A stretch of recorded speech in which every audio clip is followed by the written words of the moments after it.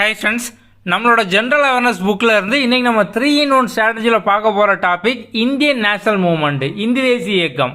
So நம்ம 3-in-1 ஸ்ட்ராட்டஜியில் பார்த்தோம் அப்படின்னா டிஎன்பிஎஸ்சி, எஸ்எஸ்சி, ரயில்வே இந்த 3 எக்ஸாமுக்கும் காமனாக வந்து ப்ரிப்பேர் பண்ணுவாங்க. ஸோ அதில் வந்து நிறைய டாபிக் பார்த்தோம் அப்படின்னா வந்து சேமாக இருக்கும். ஸோ சிலபஸில் வந்து ஒரு 80% பார்த்தோம் அப்படின்னா வந்து காமன் டாப்பிக்காக தான் வந்து இருக்கும். நம்ம அந்த மாதிரி டாபிக் எல்லாம் எடுத்து 3-in-1 ஸ்ட்ராட்டஜி அப்படிங்கிற மாதிரி வந்து போட்டு வரோம்.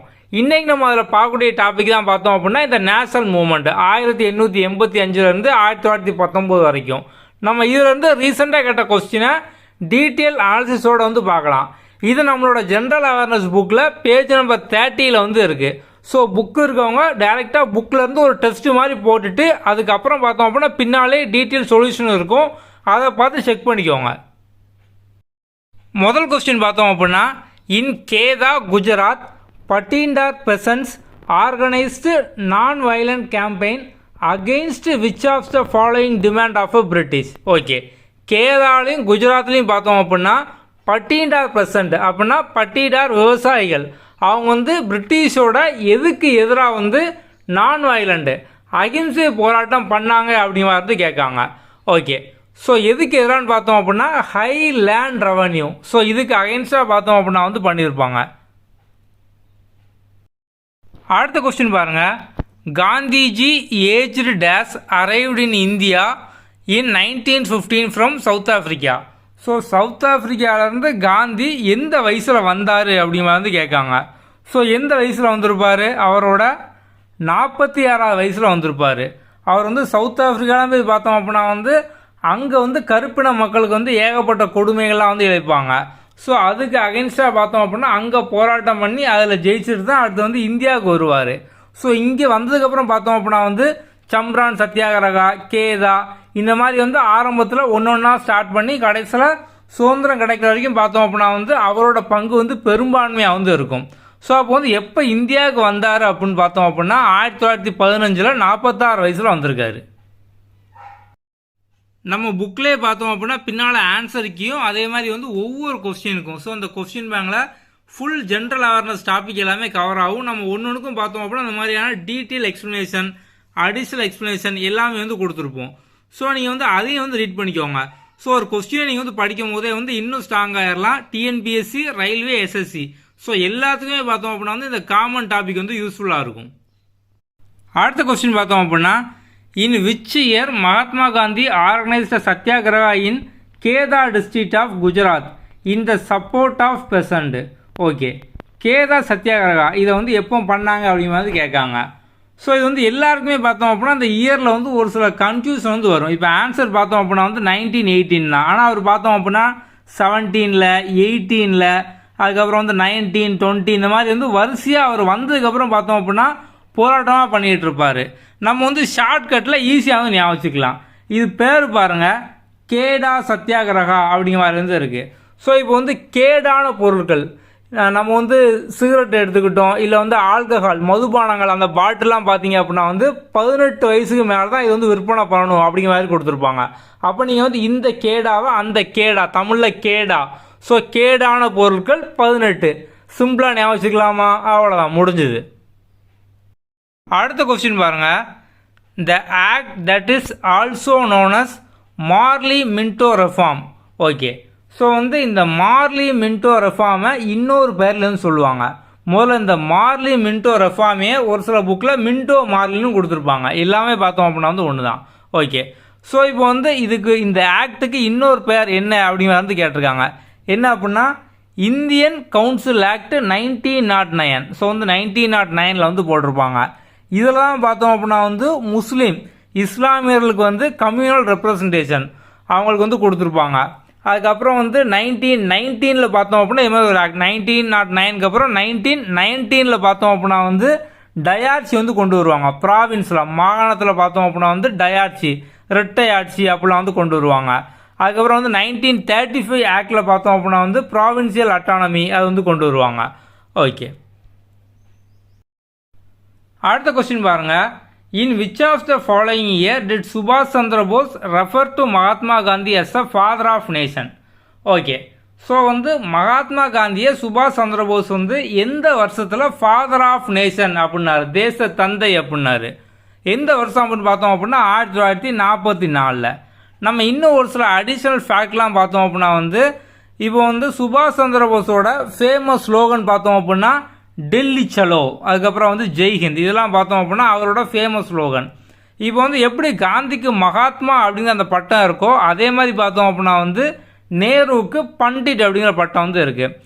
வல்லபாய் பட்டேலை சர்தார் அப்படிம்பாங்க. ஸோ வந்து சர்தார் அப்படிங்கிறது பார்த்தோம் அப்படின்னா அவருக்கு கொடுத்த ஒரு பட்டம்.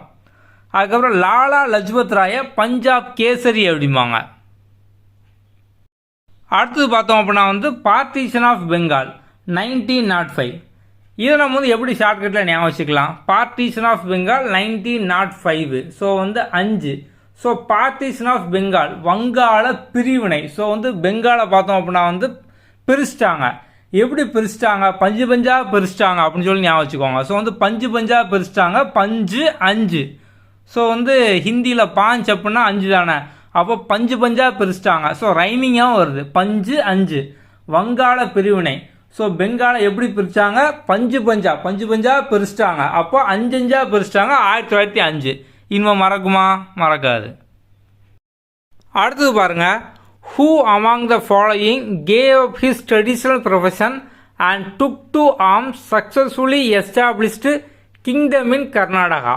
ஸோ ஒருத்தர் பார்த்தோம் அப்படின்னா அவரோட ட்ரெடிஷ்னல் ப்ரொஃபஷன் அப்படின்னா வந்து பாரம்பரியமாக அவர் பார்த்துக்கிட்டு இருக்கக்கூடிய ஒரு தொழில், அதை விட்டுட்டு ஆர்ம்ஸு, ஸோ வந்து ஆயுதங்கள்லாம் எடுத்து போராட்டம் பண்ணி கிங்டம் ஆஃப் கர்நாடகா, ஸோ வந்து கர்நாடகத்தில் ஒரு ஆட்சியை வந்து உருவாக்குறாரு. இது வந்து யார் அப்படின்னு வந்து கேட்காங்க. ஸோ கரெக்டாக ஆன்சர் பார்த்தோம் அப்படின்னா வந்து கடம்ப மயூராசிரமன் அப்படிங்கிற ஒரு ஆப்ஷன் டி, கடம்ப மயூராசிரமன். அடுத்த கொஸ்டின் பார்த்தோம் அப்படின்னா the bill which provide for the trial of British or European person by Indians. Okay, so என்ன அப்படின்னா பிரிட்டிஷ் ஆட்சி காலத்தில் வந்து ஒரு இந்தியன் ஜட்ஜாகவே இருந்தாலுமே ஒரு பிரிட்டிஷ்காரங்க மேலே வந்து ஒரு கேஸ் வருது. ஸோ இப்போ வந்து இந்தியாவில் பார்த்தோம் அப்படின்னா வந்து பிரிட்டிஷ்காரங்க வந்து இருந்துகிட்டு இருந்தாங்க, அவங்க மேலே பார்த்தோம் அப்படின்னா ஒரு குற்றச்சாட்டு வழக்கு வருது அப்படின்னா அதை வந்து இந்தியன் ஜட்ஜ் வந்து விசாரித்து தண்டனை கொடுக்கக்கூடாது அப்படிங்கிற மாதிரி தான் இருந்துச்சு. ஆனால் இந்த இல்பர்ட் பில் அப்படிங்கிற மாதிரி வந்து கொண்டு வருவாங்க, இல்பர்ட் மசோதா. ஸோ அதுக்கப்புறம் பார்த்தோம் அப்படின்னா வந்து பிரிட்டிஷ்காரங்க யூரோப்பியன்ஸும் அவங்க தப்பு பண்ணும் போது இந்தியன் ஜட்ஜும் பார்த்தோம் அப்படின்னா அந்த கேஸ் எடுத்து ட்ரையல் நடத்தலாம், தண்டனை கொடுக்கலாம் அப்படிங்கிற மாதிரி வந்து கொண்டு வந்தாங்க. ஸோ இதனால பார்த்தோம் அப்படின்னா வந்து பிரிட்டிஷ்காரங்களுக்கே இந்த பில்னால பார்த்தோம் அப்படின்னா வந்து கோவம் வரும். ஏன் அப்படின்னா ஒரு இந்தியன் எப்படி வந்து எங்களை வந்து விசாரிக்கலாம் அப்படிங்கிற மாதிரி. ஸோ அந்த பில் என்ன அப்படின்னா இல்பர்ட் பில்லு. அடுத்த கொஸ்டின் பார்த்தோம் அப்படின்னா Abhinav Bharat society was a secret society of revolutionaries.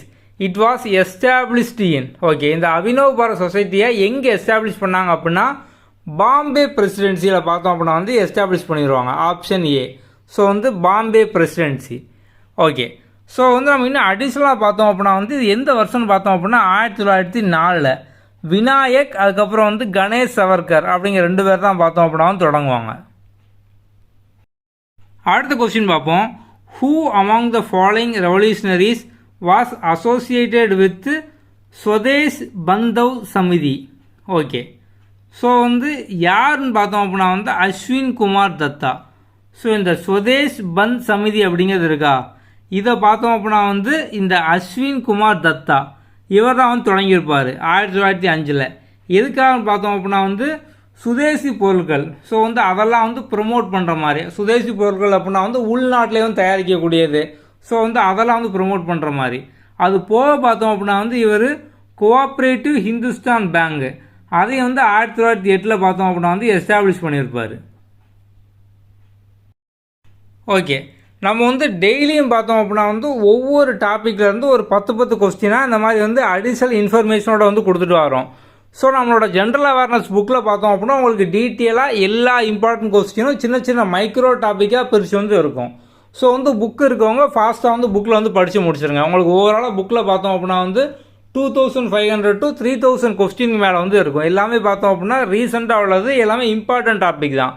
நீங்கள் படிக்கிறது வந்து இப்போ எஸ்எஸ்சிக்கு மட்டும் இல்லாமல் உங்களுக்கு இதே போர்ஷன் தான் பார்த்தோம் அப்படின்னா வந்து டிஎன்பிஎஸ்சி, ரயில்வே எல்லாத்துக்குமே ஒரே ஜென்ரல் அவேர்னஸ், ஜென்ரல் ஸ்டடீஸ் அந்த டாபிக் தான் வந்து இருக்குது. உங்களுக்கு எல்லா எக்ஸாமுக்கும் பார்த்தோம் அப்படின்னா வந்து யூஸ்ஃபுல்லாக வந்து இருக்கும். ஓகே, ஸோ அந்த ஜென்ரல் அவேர்னஸ் புக்கோட ப்ரைஸ் பார்த்தோம் அப்படின்னா வந்து 249. இதே மாதிரி நம்ம வந்து எஸ்எஸ்சி இங்கிலீஷ்க்கான புக்கும் பார்த்தோம் அப்படின்னா வந்து பப்ளிஷ் பண்ணியிருக்கோம் 269. இந்த புக்கை பற்றின டீட்டெயில் வீடியோ பார்த்தோம் அப்படின்னா வந்து டிஸ்கிரிப்ஷனில் இருக்குது. நீங்கள் பர்ச்சேஸ் பண்ணோம் அப்படின்னா கீழே நம்ம டிஸ்கிரிப்ஷனில் வாட்ஸ்அப் நம்பர் வந்து கொடுத்துருக்கோம், அதில் வந்து கான்டாக்ட் பண்ணுங்கள். ஓகே, அடுத்த வீடியோவில் பார்ப்போம். தேங்க்யூ.